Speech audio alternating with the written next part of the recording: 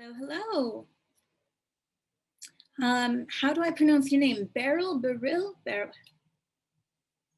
Oh, you're muted. I feel like in a small group we can just stay unmuted as much as we like. Yeah, it's the Turkish version of Beryl, but it's just pronounced a bit differently. It's Beril. Sorry, can you say that again? Beril. Beril, all right. Yeah, perfect. Yeah. Lovely. Yes, I haven't been in Turkey for a very long time, and I'm afraid I never bothered to learn any language when I was there. But which part of Turkey are you from? I'm in Istanbul now. Oh, lovely. I adored Istanbul when I was there.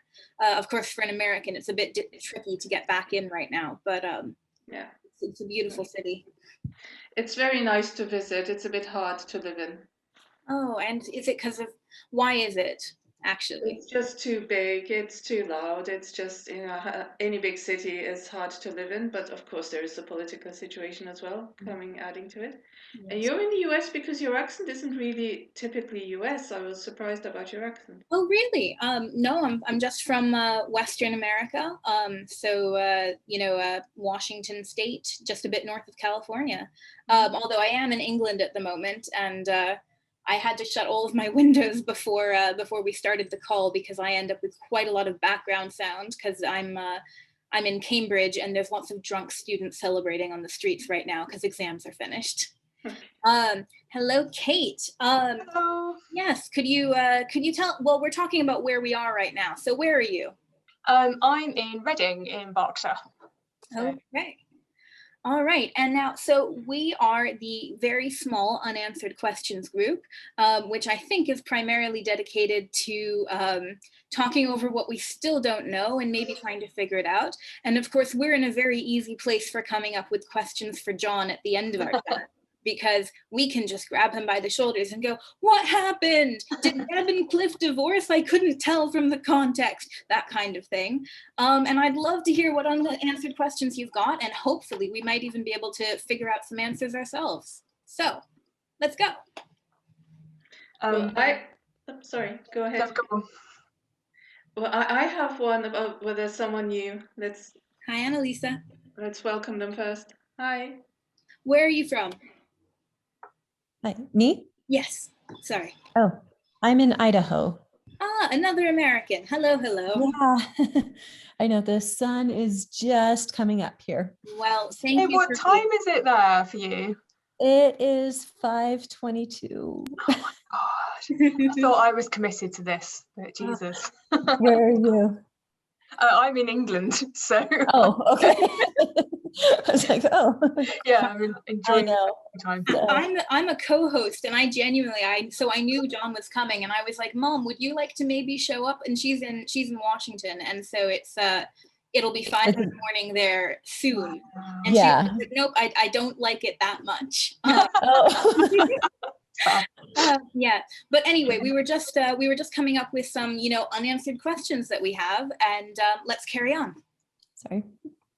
So my question was about the crocodile tattoo. Mm-hmm. Because right, so as far as I gather, Russ begins to get inked, and then at one point he says stop, right? Because the tattooist tells him that he can stop whenever. But then later on, or before, I don't know at which point, we find out that he only has the lower jawbone of the crocodile. Well, I don't know if that's realistic. Would a tattoo artist really start with the lower jawbone? Would that be the thing that would be left? I have no tattoo. I don't know how it works, but I thought that's there seems to be a hole there. Does anyone here have a tattoo? No. No. But just anyone drawing a crocodile, why would you begin with the lower jawbone? Yeah, I guess you'd maybe start with I would start with the upper and the eyes in the upper, but yeah, I think that's one of those because it's a funny story.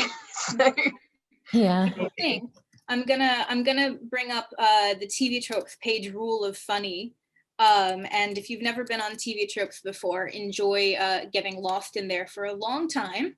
But effectively, the principle is that sometimes something will be written in order to create the room for the joke. Just popping that into the chat now. I love TV tropes. Yeah, I get, and it's great, but I would say sometimes you're like, oh, everything is just a trope eventually. Yeah. Eventually, yes. Yeah. But yeah, I think that it is rule of funny because that way you have this sort of noble description that Russ gives Alex at the beginning, and then you find out that it's just because he wimped out very early on into the tattoo. I think it's. Does anyone have any? I mean, I think it's kind of sweet that the band, calls him Jawbone. Yeah, I love that. But it also might be taken as a bit of a mean, making fun of him thing. Yeah. What do you think? I think that they like, he's obviously tried to go back with his jawbone and spin this, it's because, it's this really like philosophical thing. And the band are like, no, you wussed out of getting your tattoo. Like, I think they know that he's lying, whereas Alex is like, that's really sweet because he loves him and is like, just takes his word for it, or he doesn't really know, whereas he doesn't know the circumstances where the band is obviously like, yeah, we're all going to get these really kick-ass tattoos, and Ross is obviously like, no, I'm not doing that. Like, no. I was that. Yeah. It's very pleasing to me to see that the band's doing well. Seeing them having jobs, even for funerals. I mean, it's just nice that Russ's plan actually worked, and also that the tradition of music in the family, which has really gone on for 5 generations, skipping over every other generation, it's actually persisting quite well. Yeah, no, I loved that they were getting gigs and weren't just like a sort of teenage band that faded out. It's like they're still kind of, my other half's in a band and they all have like proper jobs, but they do gigs and play at festivals, like tiny festivals that 4 people are at, but festivals and stuff. So yeah, it's really, I really like that. It's affirming. Can I ask something? Yes, go ahead. Is that you, Helen? Yeah, it is Helen. Sorry, my camera's not on, but yeah, I'm here. Do we know whose funeral it was that the gig was at? I might have missed that. I couldn't hear the name though, and he's on the phone talking about booking the gig. There is a name. I can't remember what it is, because they say they're not going to do Witchy Annabelle or something. And Annabella. If it turns out she was Annabella, we can't do it. But we don't know if that was any reference to anything else in the I series. I think it was a sort of an external person who isn't related, sort of, because in that first episode, John had a bit more sketch-like sketches, just because no one knew what was going on yet. So I think that we do know the last name is probably Nog, because he's phoning him Mr. Nog. Yeah. And has it been mentioned that the jawbone might be a reference to John having solved the puzzle of Cain's jawbone in the summer? Yeah. Oh, I read. It's a famous puzzle that had been unsolved for ages, and it was in the newspapers when he solved it over sometime in lockdown. So I was wondering if that was a big clue that there was a lot going on in this that apparently involved finding things in different time and getting it all straightened out, and it's all like a loose leaf novel, and you have to work out what order everything's in Cain's jawbone, the puzzle. So I thought maybe either it meant that there was something hidden in this series, but I've seen that he said there isn't, or that it was a reference to the fact that everything is going to be there and going to make sense and going to sort of slot into order. I think it's also just anatomically that is true about crocodiles' jaws, that they have great strength closing and hardly any strength, or the other way around. Yeah, hardly. So they can bite down on their prey, and it's really hard to wrench them open. There's that thing where the keepers put you can put an elastic band around a closed crocodile's jaw and it won't be able to open its mouth because it's got no got no strength that way. So I think what he says about it's because strength is different depending on how you look at it is true, kind of thing. That is true about the crocodile. It's true, as well as being a very useful excuse for why I couldn't stand getting a tattoo. The reason he's got it is just because he wasn't out getting the tattoo. Yeah, and he sort of found this really, it's totally because I was like, totally philosophical. Yeah, I didn't went bad at all. Yeah. Would that be something we might want to ask John, whether it was an intentional reference to his very impressive success? with Cain's jawbone? I'd love to know that. Yeah, that would be something I would quite like to get to be asked. Yeah. Yeah. I'd like to know. Sorry to Go change ahead, it. Kate. I want to know how Vanessa hit her head on a bridge. Oh, yeah. I thought that she was A bridge hit just, her. yes, the boat was going and her back was to it, and she was distracted, and then I think that was just it.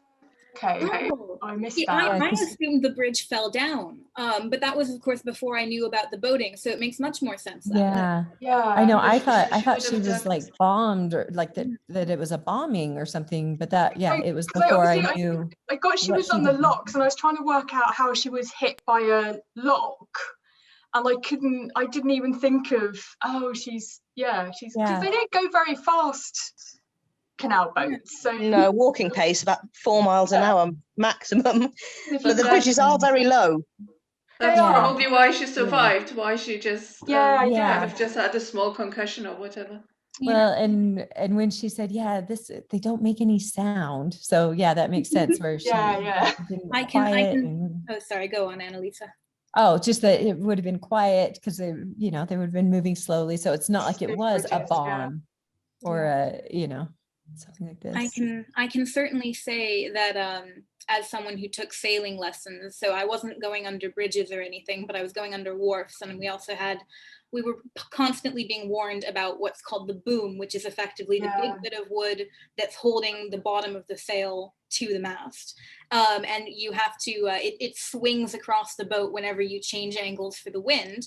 And pretty much, the thing you have to repeat every single day when you're sailing is, remember to duck when the boom's going. So weirdly, sailing has a lot of chances to get head injuries. A lot more than canal boating. Well, I mean, even so, I think generally, that interpretation makes a lot of sense. And that's something that hadn't occurred to me. I think if anyone wants to put that on Padlet, please do. Does everyone here have access to Padlet, by the way? Oh, yeah. Yeah. Okay. So let's see. We've talked about jawbone. We've talked about the sailing. Is there any other unanswered question that we just want to mull over, maybe figure out ourselves? Yes. My questions were less about, it wasn't like plot holes or anything like that, but so I am a writer, like I work as a writer and things, and I'm always like, whenever I watch shows or listening to them, I'm always interested in the process and some of that. And so I don't know if that's it's not necessarily, I mean, it is an unanswered question, but a couple of the things I wondered was, how much did the cast know? Like, did they read the whole series before they did it? Or did they, I'm sure he had to tell them some so they knew how to play the characters and stuff, but how much did they know, or did they not know until they did the final episode, or, and then I also have been wondering, like, I know he said some of it, like, yeah, this series is different than the other sketch series because they couldn't get together to perform and have a live audience. And so they couldn't do sketches in the same way. Like, they were in different locations when they recorded a lot of it and things. So that necessitated a different format and style. But so I know why he did the form the way he did, but what scene, what sparked it for like this story, this thing? Like, was it like thinking of an old man having to tell a story about Teenage Mutant Ninja Turtles to a little boy and not getting it? And he's like, oh, this is what I want to build the series around. And like, that was it? Or was it about these two women having their double act in the early 20th century? And so he started at the beginning and the beginning of the story and worked it that way. And then he's like, nope, I want to do it in reverse order. Like what moment was it where he's like, I want to write this scene and now I have to build a whole story around it? Or, that's a really interesting question. Like, what was the genesis? Like, which story was actually the first? Yeah, like brain? what made him think? Where did it appear in the series? Like, yeah, like what made him think? Okay, this, I want to write this, and now I have to build a whole family around it and a whole story, and I wonder if it was Jerry, because because he's in the middle generation and He he is kind of the appears. linchpin for a lot of it. Yeah. One thing I That's noticed a great question. is that he very much seems to both be the receiver and the perpetuator of everything. You know, you don't see as many other people, you don't see anyone else being quite so dedicated to intentionally creating traditions, because he starts a lot of things like, you know, level 5 and the Keeper of the Cakes of Pan, and he's also the one worrying about preserving the music from Galley and Savannah. So he seems to really care about the traditions. Yeah, he kind of holds it from both sides. So maybe it was that. I don't know. I wonder, like, it'd be great to ask him. Because I've had things where I came up with one idea and I was like, oh, I want that. And then everything kind of builds around it. And so I'm just like, what was the thing that was like, you know, because I mean, the first episode, and I know everyone was like, what is going on with this? And what is happening here? And I was kind of the same thing until I got to the Since You Asked Me, you know, and he told that. And that was one of the longer ones too. And it was the Teenage Mutant Turtles, you know, and it was so hilarious. And I was like, okay, this feels a lot like the old stuff. And okay, I'll keep going with it. You know, I mean, obviously I was going to keep going anyway, but it was like more reassuring. Yeah. And so it was so funny. I was like, okay. And then I got into the second one. I'm like, oh, there's connections here. I see what's happening, you know? And so, I tell you, I mentioned, sorry, just changing topic, like talking about the Teenage Mutant Hero Turtles. I genuinely, I put this in the Padlet. I want to know the story of Claude and Genevieve that I'm going to tell. And I was like, obviously, and I was like, oh, Genevieve, what happened to them? Like, oh, well, then it was 1400.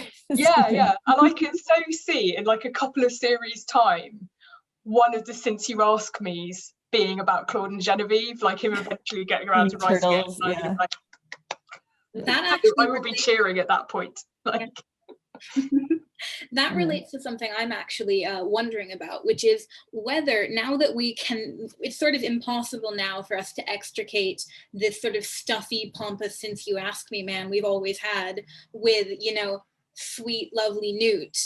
Are we gonna keep having Since You Ask Me? Is this gonna change our relationship with the Since You Ask Me? Because there's such a key part of the show, I think, you know, normally, and I wonder what's going to happen going forward, because it does have a different connotation now.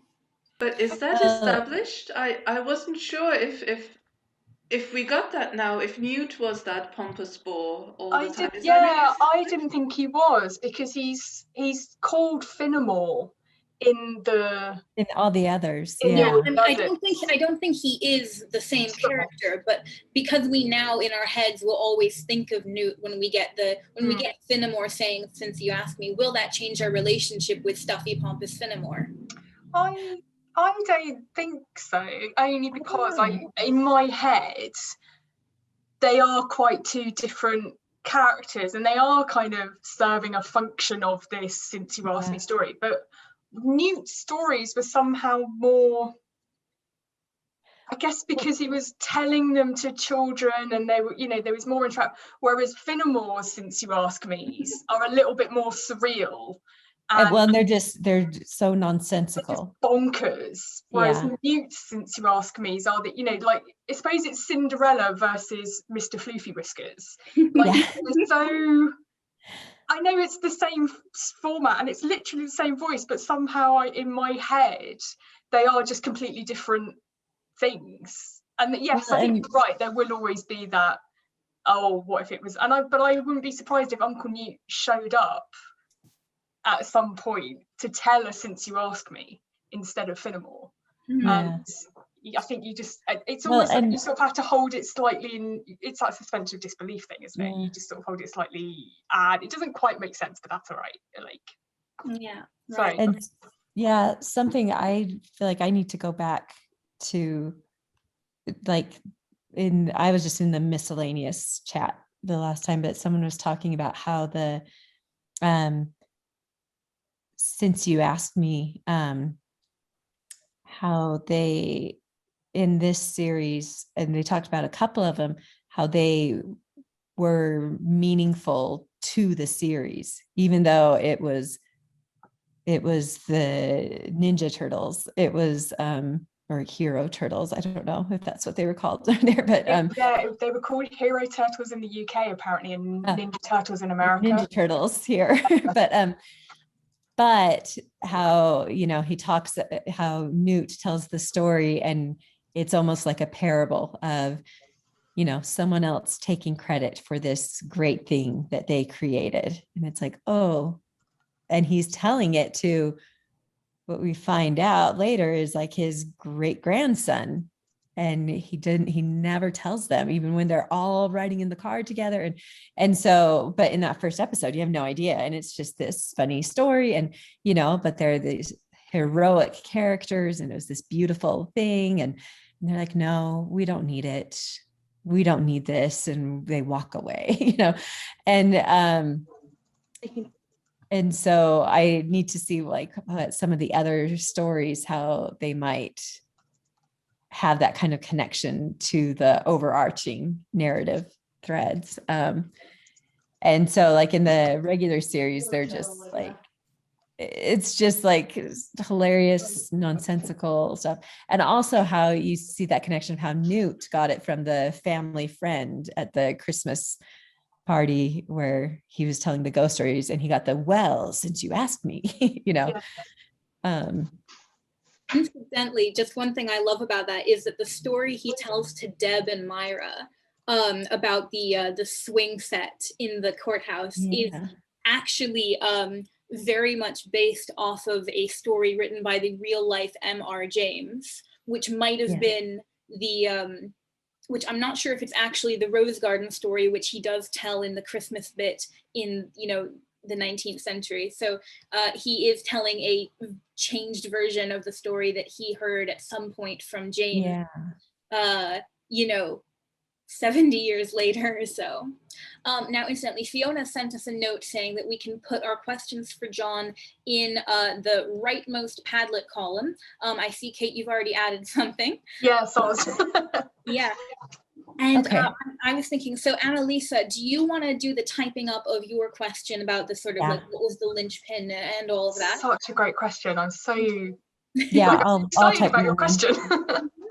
And do we have any other questions? Let's brainstorm right now. We've got about 6-7 minutes, and I want everyone to feel included, and that includes you, Farron, if you've got anything.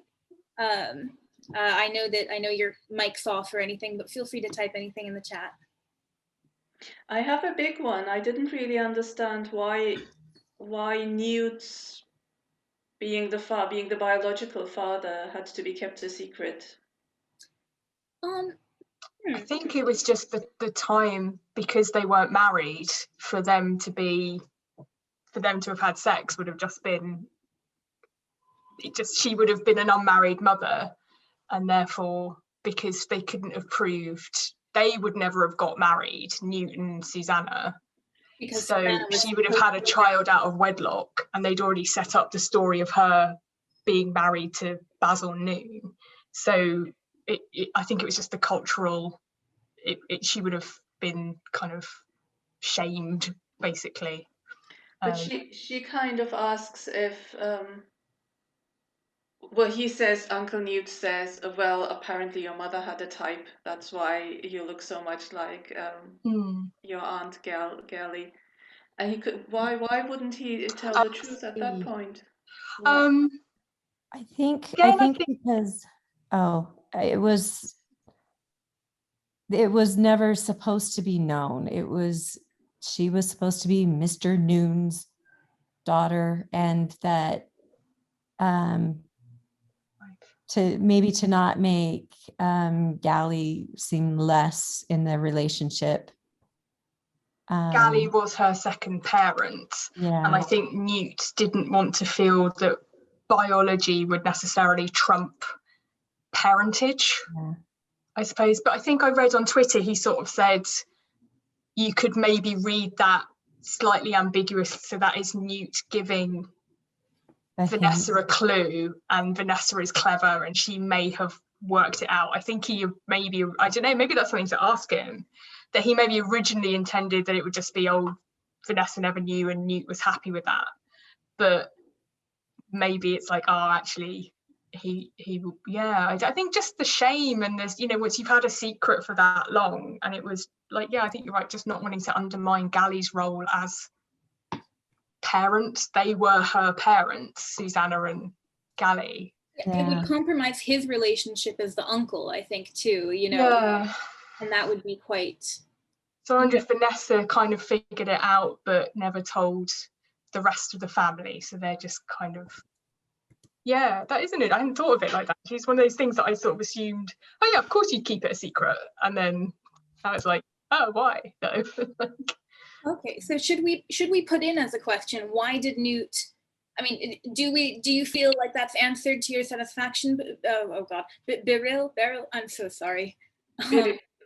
Okay, Beryl, do you feel like that's answered, or would you like to address that to John as well?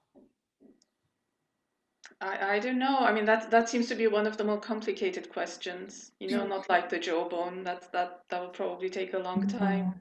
I mean, I think complicated questions are probably more interesting for him to answer. So. Well, okay. So yeah, why didn't you tell Vanessa he was her biological father? Okay, I can add that right now.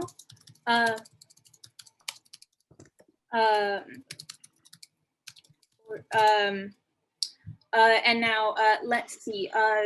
Annalisa, have you added your writing question? I'm working on it right now.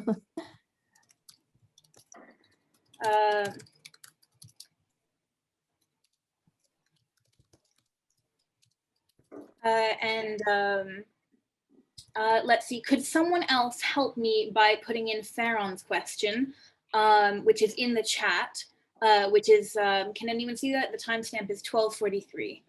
Kev, I think Farron said it's working now. Oh, is it? Oh, okay, lovely.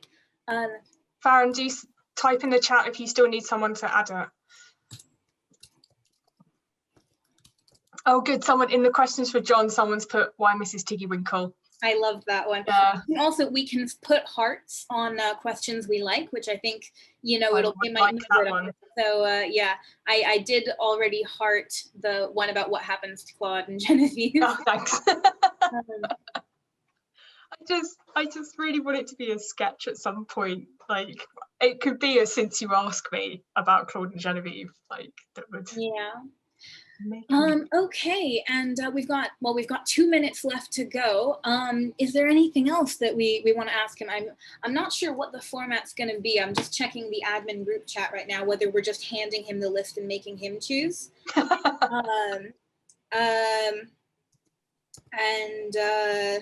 And I've got questions from Fiona on there, so I should probably go answer them. But is everyone feeling happy with the way this discussion has gone? Anything left to address? All right, lovely. Well, then how about I see you all back in your in the main room, and I'm going to be texting on WhatsApp the whole time. Okay? Thank you. Thank you very much. It's nice to talk to you all. Lovely to talk to you. Bye. Bye.